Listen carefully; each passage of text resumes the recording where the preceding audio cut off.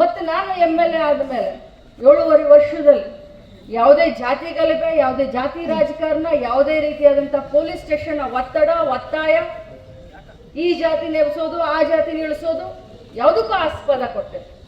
ಭಾಳಷ್ಟು ಕುವೆಂಪು ಅವರು ಹೇಳಿದ ಹಾಗೆ ನಮ್ಮ ಕ್ಷೇತ್ರ ಶಾಂತಿಯ ತೋಟ ಆಗಿದೆ ಅಂತ ಭಾಳಷ್ಟು ಹೆಮ್ಮೆಯಿಂದ ಹೇಳಲಿಕ್ಕೆ ಬಯಸ್ತೇನೆ. ಎಲ್ಲರೂ ಇದೇ ರೀತಿ ಕೂಡಿ ಹೋಗೋಣ, ಕೂಡಿ ಬಾಳೋಣ. ಜೀವನ, ನಾನು ಇವತ್ತು ಏನಾದರೂ ಆಕ್ಸಿಡೆಂಟ್ ಆಯ್ತು ನನಗೆ, ಇವತ್ತಿಗೆ 1 ವರ್ಷದ ಹಿಂದೆ, ಇವತ್ತು ರಾತ್ರಿ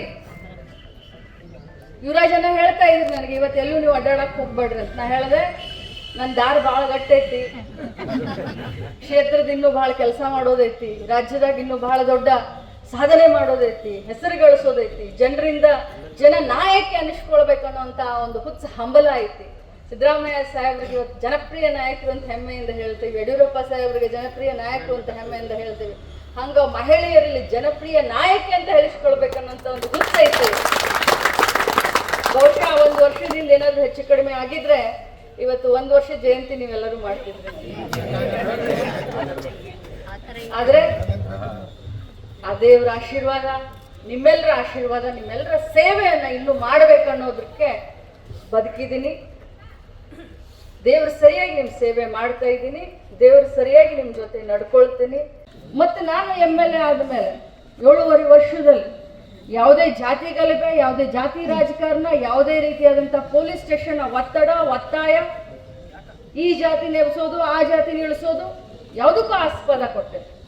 ಭಾಳಷ್ಟು ಕುವೆಂಪು ಅವರು ಹೇಳಿದ ಹಾಗೆ ನಮ್ಮ ಕ್ಷೇತ್ರ ಶಾಂತಿಯ ತೋಟ ಆಗಿದೆ ಅಂತ ಭಾಳಷ್ಟು ಹೆಮ್ಮೆಯಿಂದ ಹೇಳಲಿಕ್ಕೆ ಬಯಸ್ತೇನೆ. ಎಲ್ಲರೂ ಇದೇ ರೀತಿ ಕೂಡಿ ಹೋಗೋಣ, ಕೂಡಿ ಬಾಳೋಣ. ಜೀವನ, ನಾನು ಇವತ್ತು ಏನಾದರೂ ಆಕ್ಸಿಡೆಂಟ್ ಆಯ್ತು ನನಗೆ, ಇವತ್ತಿಗೆ 1 ವರ್ಷದ ಹಿಂದೆ, ಇವತ್ತು ರಾತ್ರಿ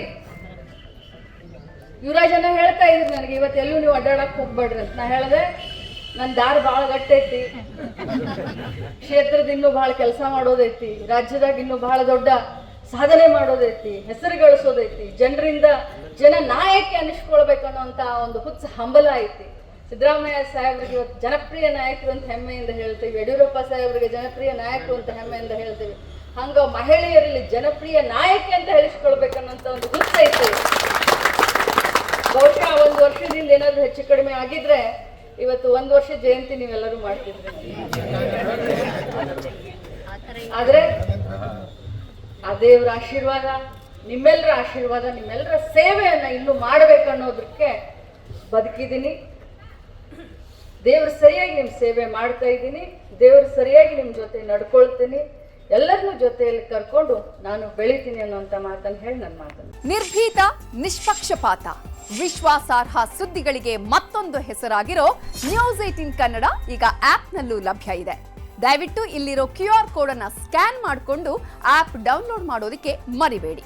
ನಿಮ್ಮ ಬೆಂಬಲ ಹೀಗೆ ಸದಾ ನಮ್ಮೊಂದಿಗಿರಲಿ. ಧನ್ಯವಾದ.